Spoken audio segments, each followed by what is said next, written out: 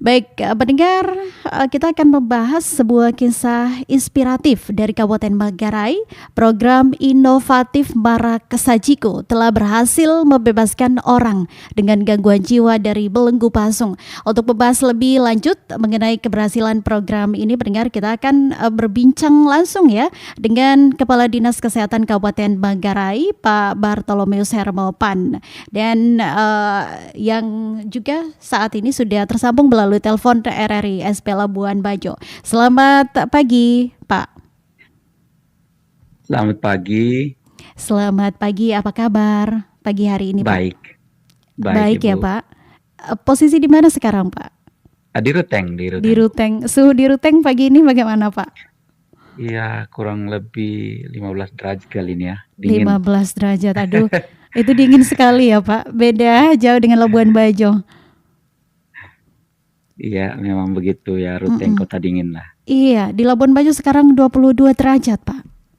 Oh iya, ya. Bayangkan itu sangat berbeda jauh begitu ya, Pak. Oke, baik Pak, terima kasih waktunya pagi hari ini ya Pak, sudah menyempatkan begitu ya, walaupun sepertinya pagi hari ini harusnya sibuk begitu ya, berangkat kerja ya Pak. Ya, nggak apa-apa lah. Oke. Udah, iya siap. Iya, Pak, berkaitan dengan topik kita begitu. Ini sebelumnya kita pengen tahu Marak Sajiku ini programnya seperti apa itu Pak? Oh iya, baik. Sebenarnya Marak Sajiku ini kan sebuah akronim aja, singkatan dari Manggarai Bergerak Sehat Jiwaku. Manggarai Jadi Bergerak Sehat Jiwaku. Oke. jiwaku, iya, Manggarai Bergerak Sehat Jiwaku. Jadi akronim dari itu, makanya ada namanya Marak Sajiku. Jadi ini program sebetulnya lahir dari kepedulian Dinas Kesehatan Manggarai terhadap kondisi orang dengan gangguan jiwa di Kabupaten Manggarai yang dari tahun ke tahun itu kelihatannya pertumbuhannya cukup banyak, dan mirisnya lagi bukan hanya jumlahnya tetapi perlakuan dalam hal ini kasus pemasungannya terhadap orang dengan gangguan jiwa itu cukup banyak. Oke. Data aja di 2021 kurang lebih 30-an orang dipasung, di 2022 itu 41 orang dipasung. Jadi kita berpikir bahwa ini mesti ada satu gerakan yang bisa meminimalkan dampak-dampak dari gangguan jiwa. Kira-kira demikian. Oke, jadi yang melatar belakangi itu begitu ya Pak? Ya, benar. Baik, Nah, lalu seberapa besar masalah pasung ODGJ di Kabupaten Manggarai ini Pak sebelum program ini diluncurkan? ya tadi seperti yang saya jelaskan tadi bahwa itu ada beberapa puluh orang yang dipasung setiap tahun dan itu mengalami peningkatan. Jadi inti dari kegiatan atau program ini sebenarnya adalah lebih pendekatan pelayanan yang bersifat komprehensif dan menyeluruh terhadap orang dengan gangguan jiwa dengan melibatkan baik keluarga inti, masyarakat sekitar, tokoh-tokoh masyarakat, kemudian lembaga-lembaga negara seperti Polri, TNI, kemudian pemerintah daerah, kecamatan, desa, NGO, juga di bawah koordinasi Dinas Kesehatan Kabupaten Manggarai gitu. Jadi kita melakukan perawatan atau pelayanan yang lebih intensif terhadap ODGJ. Iya. Pak, bagaimana program ini diharapkan begitu agar dapat meningkatkan kualitas hidup ODGJ dan keluarganya? Ya, jadi karena mimpi besar kita adalah menurunkan jumlah ODGJ, lalu kita meringankan penderitaan ODGJ yang dipasung tentunya karena mereka juga adalah manusia. Tentu program ini kita harapkan bisa menekan tingkat pemasungan dan tingkat keparahan dari ODGJ. Jadi karena kita melakukan pendekatan yang sifatnya komprehensif seluruh ya, dari keluarga, masyarakat dan lain-lain, sehingga kita berharap bahwa beban terhadap penderitaan ODGJ-nya menurun, tetapi juga beban keluarga terhadap anggota keluarganya yang mengalami ODGJ juga menurun. Jadi kan biasanya kita kalau ada satu orang yang mengalami gangguan jiwa dalam keluarga, bukan cuma dia yang sakit, Mm-mm. Orang tuanya juga sakit, Mm-mm. saudara-saudaranya juga sakit. Kenapa? Karena selain waktu merawat, juga kan pikiran secara Iya. psikologis itu kan terganggu. Mm-mm. Benar Nah, jadi sekali. dengan ini semua bergerak untuk meringankan eh, penderitaan itu. Jadi kira-kira itu filosofi intisari dari program kegiatan ini. Iya. Jadi intinya meringankan dan juga meminimalisir begitu ya Pak. Tetapi kalau misalnya tujuannya untuk menghilangkan kasus atau orang dengan gangguan jiwa bahwa di Kabupaten Manggarai benar-benar tidak ada, itu sepertinya tidak bisa begitu ya Pak. Memang sulit karena kita tahu Mm-mm. bahwa setiap orang dengan tingkat psikologi yang berbeda-beda, batasan terhadap stres yang berbeda-beda. Jadi bisa saja karena tekanan-tekanan tertentu atau karena gen orang mengalami ODGJ. Jadi Mm-mm. kita mendeteksi, sebenarnya kegiatan ini mendeteksi dari awal juga karena di Manggarai itu kita ada punya peraturan bupati atau SK bupati tentang penanganan orang dengan gangguan jiwa. Jadi itu menyentuh seluruh dari sekolah, kemudian masyarakat umum, jadi ada deteksi dan lain-lain. Tetapi untuk menghilangkan tentu tidak bisa karena pasti ada saja orang yang mengalami gangguan jiwa di Iya. berbagai tempat gitu ya. Mm-mm. Cuma kita memang harus meringankan minimal ya beban-beban itu. Oke, Pak, seperti apa proses identifikasinya Pak dan seleksi ODGJ yang akan dilepaskan pasungnya? Baik, kalau secara apa namanya standar operasional prosedur sebenarnya kan kita ini punya 25 puskesmas di Kabupaten Manggarai. Jadi di setiap puskesmas itu ada pengelola untuk gangguan jiwa, pengelola pasien gangguan jiwa. Jadi mereka melakukan identifikasi atau melakukan kunjungan rumah door to door jika ada laporan masyarakat bahwa ada orang dengan gangguan jiwa.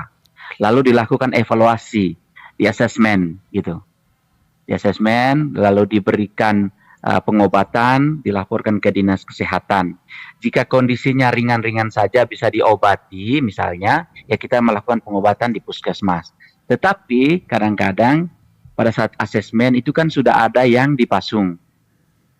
Oke. Nah, kalau misalnya sudah ada dipasung, dilakukan asesmen. Ini kira-kira sudah dapat dilepas atau seperti apa? Ukurannya kan sebenarnya dari tingkat tingkat keparahannya. Jadi kalau sudah diberikan obat, kalau misalnya masih memberontak, masih berat untuk dilepas, mungkin kita lakukan evaluasi terus. Tapi kan tingkat keparahan dia, lalu yang kedua bagaimana kemandiriannya, nanti kita cek situ. Jadi mekanismenya teman-teman di puskesmas melakukan asesmen, lalu dikirim informasinya ke dinas kesehatan. Tim dari dinas kesehatan akan turun bersama dengan polisi dan tentara untuk menilai ini kayaknya bisa dilepas, lalu kita melakukan pelepasan pasung. Kalau ini kelihatannya masih berat dan perlu dirujuk, kita bekerja sama dengan klinik Renceng Mose untuk penanganan lebih lanjut. Jadi bukan soal dilepas saja, tapi kita melakukan beberapa evaluasi terkait dengan pelepasan pasung. Jadi pelepasan pasung itu bisa terjadi di rumah, bisa juga di klinik Renceng Mose. Jadi kira-kira demikian gambarannya. Baik, Pak, boleh dong informasinya berkaitan dengan tahapannya ya Pak, yang dilakukan dalam program lepas pasung ini mulai dari persiapan hingga pasca lepas pasung, Pak. Ya baik, tadi saya sudah sampaikan bahwa awal kalau misalnya ada pasien ODGJ baik di rumah maupun di klinik Renceng Mose yang kita rujuk, itu biasanya kita lakukan evaluasi teman-teman puskesmas. Prakondisi. Jadi kenapa orang dipasung? Sebetulnya kan karena keluarganya merasa takut gitu. Takut karena takutnya dia pergi jauh atau takutnya dia melakukan tindakan-tindakan yang destruktif begitu pasien yang bersangkutan. Jadi itu makanya dipasung sama keluarga supaya dia tidak jalan-jalan gitu kan. Lalu kita melihat ini pasien ini sebenarnya layak dipasung atau dia sebenarnya sudah bisa dilepas gitu. Iya. Jadi kita prakondisi, kita sampaikan kepada keluarga, oh ini kondisinya berdasarkan respons terhadap pengobatan kita sebetulnya tidak perlu dipasung lagi. Karena dia tidak terlalu agresif, begitu kan? Iya. Sudah ada respons terhadap pengobatan. Jadi setelah prakondisi disampaikan kepada keluarga dan masyarakat sekitar, kita sampaikan, kita kumpulkan mereka, kita undang mereka ke rumah yang bersangkutan mengunjungi, lalu kita lihat bersama pasien ini. Nah, setelah itu dengan persetujuan tentu saja dengan keikhlasan masing-masing sambil menjaga tanggung jawab, kita lepas pasung yang bersangkutan tentunya.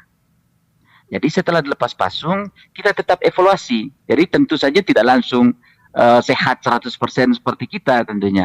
Pasti adalah gitu. Nah, pengobatan dilanjutkan. Jadi tetap diberikan pengobatan oleh puskesmas, petugas puskesmas. Nah, jika sudah lepas pasung, terus kita merasa bahwa ini kayaknya butuh penanganan yang lebih intensif supaya dia bisa kembali, maka kita biasanya melakukan rujukan. Merujuk pasien yang bersangkutan ke klinik Renceng Mose, klinik Pruderan yang di Ruteng, supaya dia bisa mendapat pelayanan yang lebih komprehensif lagi. Di situ kan ada komunitas ODGJ yang bisa diberdayakan oleh para bruder. Gitu. Nah, jadi setelah misalnya kalau lepas pasung di rumah terus mengalami pembaikan, ya kita tidak perlu rujuk, tapi misalkan ya perlu dapat perawatan lebih intensif, pengobatan lebih intensif, kita rujuk. Lalu setelah itu tetap disampaikan ke keluarga terkait dengan bagaimana menciptakan lingkungan yang kondusif untuk dia.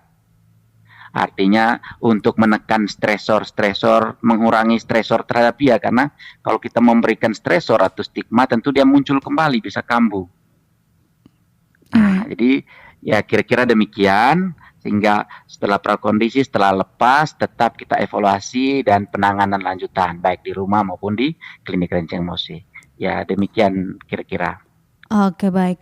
Pak, ada tidak pengalaman setelah melakukan program ini sampai di tahap terakhir begitu, namun ada beberapa ODGJ yang masih seperti kondisi semula begitu, Pak? Ya, memang karena kita biasanya kalau ODGJ berat itu kadang-kadang lama responsnya terhadap pengobatan. Jadi yang paling penting sebetulnya lepas pasung ini adalah hak dia untuk hidup lebih bebas lah, begitu ya. Jadi kadang-kadang pada saat pelepasan pasung itu kan kakinya sudah luka karena sudah berpuluh-puluh tahun dipasung kan. Iya. Seperti yang saya bilang tadi, tidak akan mungkin dia dalam sekejap dia kembali ke normal. Tapi minimal dengan melepas pasung, penderitaan dia makin berkurang. Iya. Nah, bahwa dia kembali lebih parah, sejauh ini sebenarnya pengalaman kita tidak ada. Justru setelah lepas pasung, mendapat perawatan yang lebih intensif di Renceng Mose, biasanya keadaan membaik. Kita selalu senantiasa kontrol, kita lakukan kunjungan, oh ini yang kemarin lepas pasung bagaimana, sudah agak membaik gitu. Tapi memang tidak kembali normal 100%, tetap ada gejala-gejala itu psikosik gitu.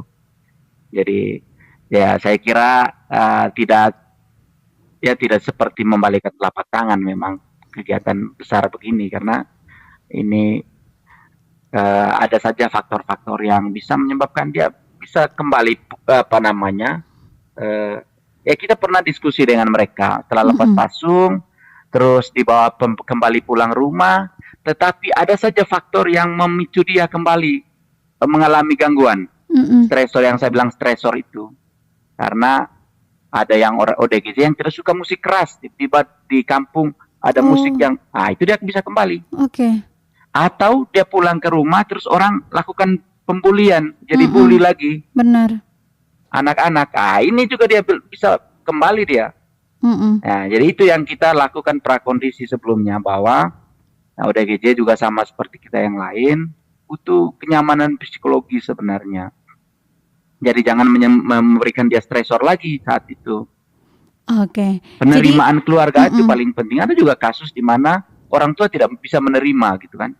Orang tua tidak bisa menerima kondisi anaknya yang begitu, jadi melakukan perlawanan secara psikologis, berikan tekanan ya, bagaimana mau sembuh gitu kan.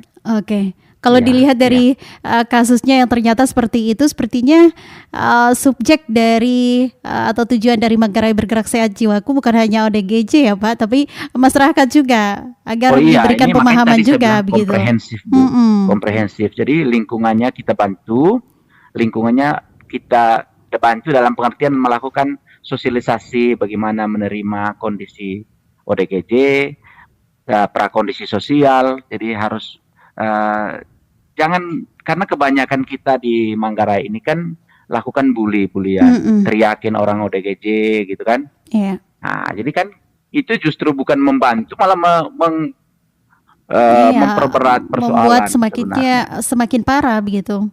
Semakin parah. Nah, Mm-mm. itu yang kita tidak sadari. Kenapa? Karena kita punya apresiasi, respect terhadap ODGJ itu tidak ada. Kita merasa bahwa mereka orang terbuang kan. Mm-mm. Iya. Seolah-olah mereka tidak berguna. Jadi ketika lihat di jalanan, panggil namanya, maki kadang-kadang dan lain-lain. Nah, itu sebenarnya kalau di dalam prinsip pengobatan ODGJ kan itu tidak boleh. Itu menyebabkan stigma baru.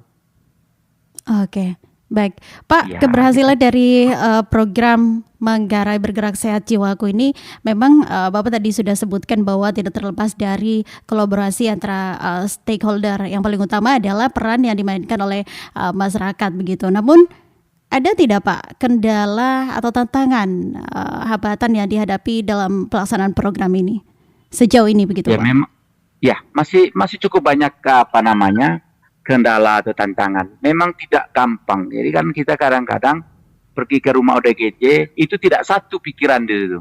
Mm-mm. Ada mamanya mau anaknya dirawat karena ya kan. Ada juga orang yang tidak mau karena sudah trauma, mungkin pernah disakiti oleh ODGJ.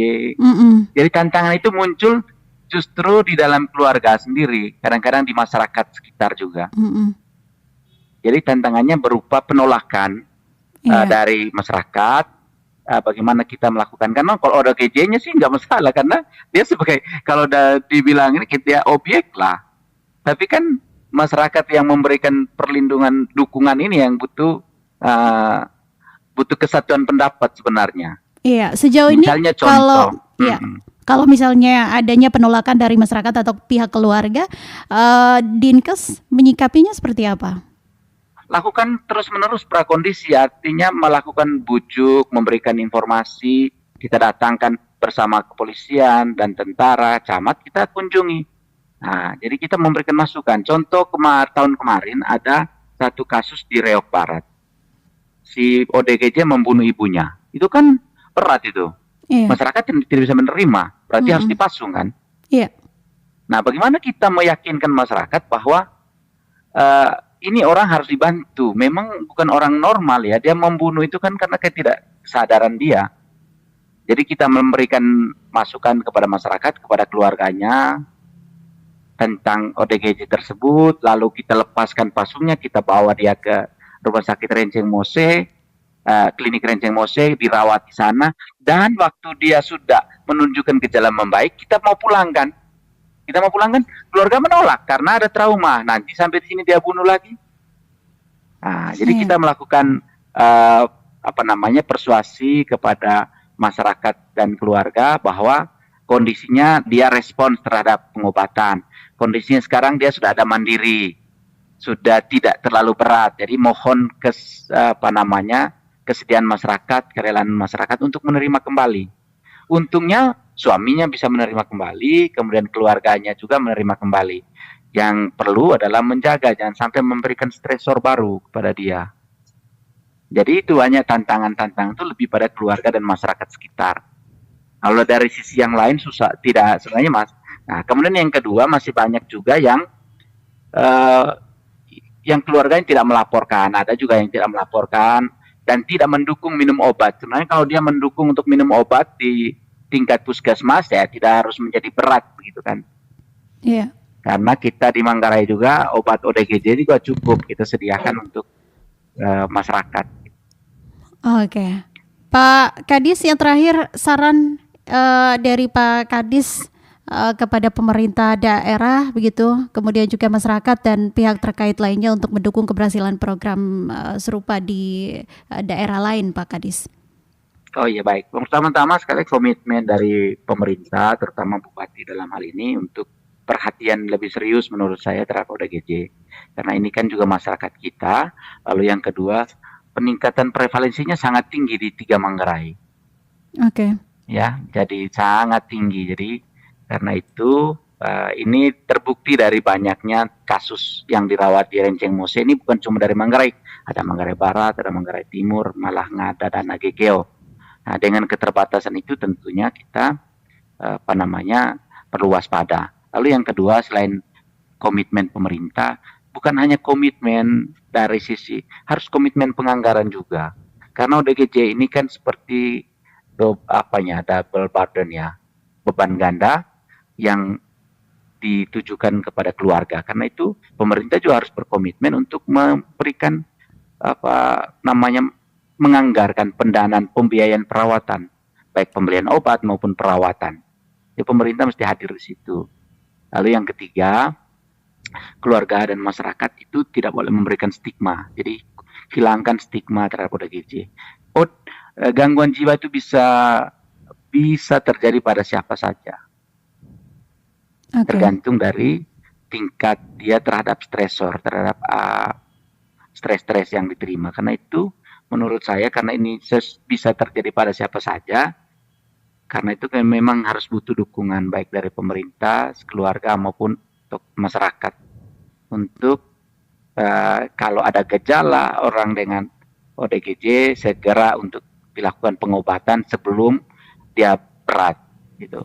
Lalu perlu dilaporkan ke pemerintah untuk mengambil tindakan perawatan yang lebih cepat begitu. Oke. Dan yang terakhir saya kira teman-teman media juga perlu senantiasa menyuarakan sebagai corong demokrasi keempat. Baik. Untuk senantiasa RRI selalu ini karena, Pak siap menyuarakan. Ya, itu saya kira demikian. Oke. Ya. Baik Pak Kadis, terima kasih waktunya pada pagi hari ini Pak Kadis. Dan terima kasih, Bu. Untuk pendengar, semoga kita terus dukung begitu ya program-program inovatif seperti Marak Sajiko agar semakin banyak lagi orang dengan gangguan jiwa yang dapat hidup layak begitu ya. Kemudian juga mendapatkan tempat yang sama dengan masyarakat lainnya. Oke, baik Pak Kadis, selamat pagi, selamat melanjutkan aktivitasnya kembali. Ya, terima kasih Bu. Ya, baik. Terima kasih. Salam untuk RRI. Baik.